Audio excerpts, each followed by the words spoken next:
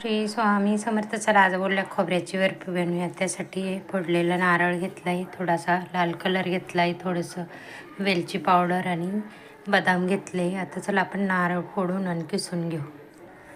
चला आता आपलं खोबरं किसून झालं आहे, बदाम कापून घेतले, पिठी साखर करून घेतली, पॅन ठेवून घेतला आहे. चला आता बर्फी बनवायला सुरुवात करू. आपण 2 चमचे तूप टाकून घेऊ. त्यात आपले बदाम परतायला ठेवून देऊ.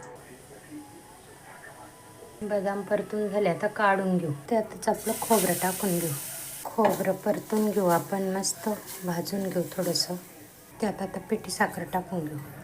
आपली साखर विरघळली, त्याच्यात मस्त भाजलं आहे. आता कलर टाकून घेऊ आपण थोडासा. आता हे बदाम आणि वेलची पूड टाकून घेऊ. बघा रेडी झाले. आता प्लेटला तूप लावून त्याच्यात थापून घेऊ आपण. बघा रेडी आपली ओल्या नारळाची बर्फी.